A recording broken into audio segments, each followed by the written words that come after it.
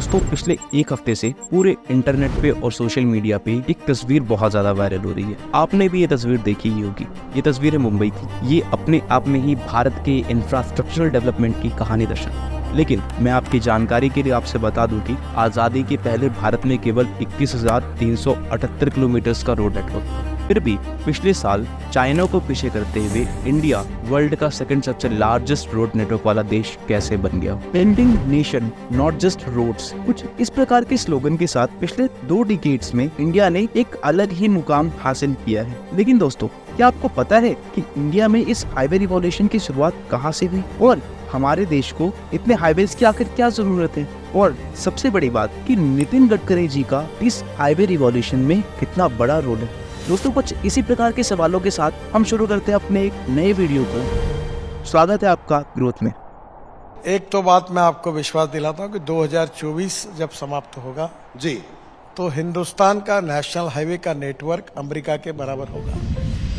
दोस्तों, किसी भी शहर की डेवलपमेंट का बेस होता है वहाँ का इंफ्रास्ट्रक्चर, रोड, ब्रिजेस, रेलवेज या फिर एयरवेज। इन सब से उस शहर के डेवलप या फिर बैकवर्ड होने का पता चलता है। और दोस्तों, एजुकेशन, हेल्थ, एनवायरनमेंट मैनेजमेंट जैसे क्रूशियल फैक्टर्स भी उस शहर के इंफ्रास्ट्रक्चर पे या फिर रोड कनेक्टिविटी पे डिपेंड करते हैं। और दोस्तों, साथ ही इन सब से उन एरियाज में इन्वेस्टमेंट अपॉर्चुनिटीज भी इंक्रीज होती हैं। और इस इंफ्रास्ट्रक्चर को बिल्ड करने का सबसे प्राइमरी फैक्टर है रोड या फिर हाईवे, जिसके थ्रू डेवलपमेंट किसी भी देश के सबसे पिछड़े या फिर आखिरी कोने तक पहुंचाया जा सकता है। देखा जाए तो खराब रोड कनेक्टिविटी की वजह से इंडिया की लॉजिस्टिक कॉस्ट हमारे देश की जीडीपी का 14 to 15% हिस्सा कहलाता है, जबकि डेवलप्ड नेशंस में ये कॉस्ट 8% से भी कम होता है, जैसे कि यूएसए या फिर नीदरलैंड। दोस्तों, बेटर एक्सप्रेसवेज और रोड कनेक्टिविटी लॉजिस्टिक कॉस्ट को कम करने में मदद करती है और कंट्री की इकोनॉमी भी मेजरली हाईवेज या फिर रोड कनेक्टिविटी पे ही रिलाई करती है। और अगर सरल भाषा में कहा जाए तो हाईवेज इंडियन इकोनॉमी का डोमिनेटिंग सेगमेंट है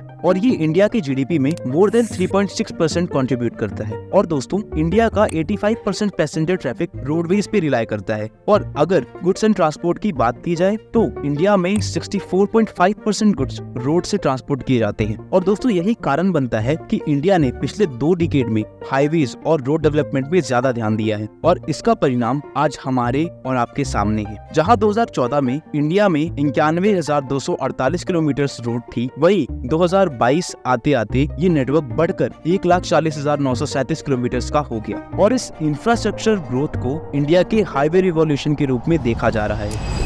दोस्तों, आइए अब समझते हैं कि इंडिया में हाईवे रिवॉल्यूशन आखिर किस तरह से हो रहा है। आज की इस मॉडर्न डे हाईवे रिवॉल्यूशन की शुरुआत लेट 80s में हुई थी, जब उस समय के तत्कालीन प्रधानमंत्री श्री राजीव गांधी जी ने इंडिया को एक डेवलप्ड नेशन के रूप में इस्टेब्लिश करने का सपना देखा था। दोस्तों, उस समय के डेवलपिंग नेशन से कम्पीट करने के लिए इंडिया ने अपना पहला हाईवे डेवलपमेंट प्रोग्राम साल 1988 को national highway authority of India के रूप में शुरू किया था। और इस स्लोगन पे बखूबी इम्प्लीमेंट करते हुए national highway authority of India ने पिछले 2 डिकेड्स में बहुत सारे मेजर हाईवे प्रोजेक्ट्स पे काम किया है और उन्हें सक्सेसफुली रन भी किया है। आइए अब समझते हैं कि कौन से मेजर प्रोजेक्ट्स हैं जो कि हमारे इंडिया के हाईवे रिवॉल्यूशन का हिस्सा बने। सबसे पहले आता है गोल्डन क्वाड्रिलेटरल, जिसे 2001 में लॉन्च किया गया था और इसकी हेल्प से हमारे इंडिया की 4 मेट्रो सिटीज को आपस में कनेक्ट किया गया है। फिर आता है भारतमाला परियोजना, जिसे 2017 में लॉन्च किया गया था और इसके तहत 24,800 किलोमीटर की एक्सप्रेसवेज और 10,000 किलोमीटर के इकोनॉमिक कॉरिडोर पूरे देश भर में बनाए गए हैं। फिर आता है दिल्ली मुंबई एक्सप्रेसवे,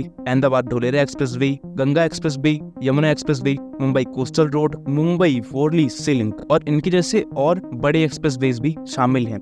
इसी के साथ साथ पिछले 10 सालों में national highway authority of India ने कुछ मेजर टनल्स का भी कंस्ट्रक्शन करवाया है, जैसे अटल टनल जो कि रोहतांग पास में बनाई गई है, या फिर चेनानी नाश्ते टनल, जिसे हम डॉक्टर श्यामा प्रसाद मुखर्जी टनल के नाम से भी जानते हैं। ये टनल्स हमारे इंडियन रोड नेटवर्क्स को और ज्यादा एफिशिएंट बनाने में हेल्प करती हैं, जिससे हमारे इंडिया की लॉजिस्टिक कॉस्ट और ज्यादा कम होती है। इसके बाद से इंडिया में national highway authority of India के द्वारा बड़ी तेजी से हाईवेज डेवलप करवाए जाते हैं, जिससे हमारे देश की इकोनॉमी को एक अलग ही बूस्ट मिलता है। दोस्तों, श्री अटल बिहारी वाजपेयी जी के समय पे भी हाईवे डेवलपमेंट पे बहुत ज्यादा ध्यान दिया जाता था, लेकिन कुछ समय बाद देश में पॉलिटिकल इम्बैलेंस होने की वजह से हाईवेज का काम स्लो हो जाता है और रोड एंड ट्रांसपोर्ट मिनिस्ट्री के मुताबिक 2014 तक इंडिया में केवल 3 किलोमीटर पर डे की स्पीड से हाईवे कंस्ट्रक्ट किया जाता था, लेकिन 2014 के बाद से हाईवे कंस्ट्रक्शन का पेस 3 किलोमीटर पर डे की स्पीड से बढ़कर 2022 में लगभग 40 किलोमीटर पर डे का हो गया और national highway authority of India का टारगेट तो इसे 100 किलोमीटर पर डे तक ले जाने का है। और दोस्तों कहा तो ये भी जा रहा है कि हाईवे रिवॉल्यूशन इंडियन इकोनॉमी को 2025 तक 5 ट्रिलियन की इकोनॉमी बनाने में मेजर रोल प्ले करेगा। दोस्तों not just roads but building a nation के स्लोगन के साथ इंडिया का ये हाईवे प्रोग्राम एक ह्यूज सक्सेस साबित हुआ है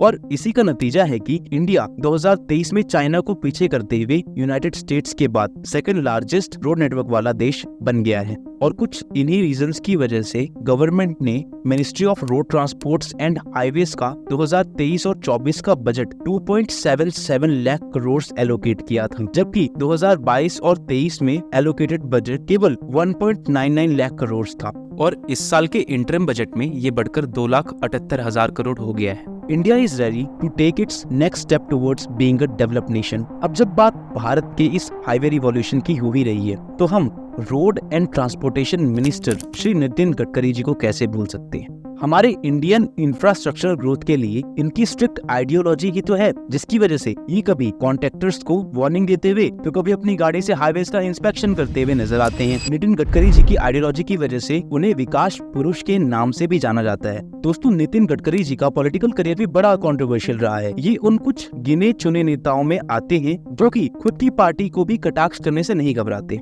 यहाँ तक कि उनके बयान की वजह से उनकी खुद की पार्टी ने उन्हें एक बार पार्लियामेंट से बाहर का रास्ता दिखा दिया था। दोस्तों नितिन गडकरी जी के कार्यकाल में हमने कुछ बड़ी पॉलिसीज का इम्प्लीमेंटेशन भी देखा है, जैसे कि उनका सबसे ज्यादा एम्बिशियस भारतमाला प्रोजेक्ट, या फिर कैसे उन्होंने लैंड एक्विजिशन की प्रोसेस को इतना ज्यादा सिंपल कर दिया है। ये भी उनकी एम्बिशियस पॉलिसीज का ही नतीजा है। दोस्तों अगर हम अब तक के रिकॉर्ड्स की बात करें तो union minister of roads and transports and highways के रूप में नितिन गडकरी जी ने इंडिया के इंफ्रास्ट्रक्चर ग्रोथ में एक मेजर रोल प्ले किया है। मैं नितिन जयराम गडकरी जो लोकसभा का सदस्य निर्वाचित हुआ हूँ, ईश्वर की शपथ लेता हूँ।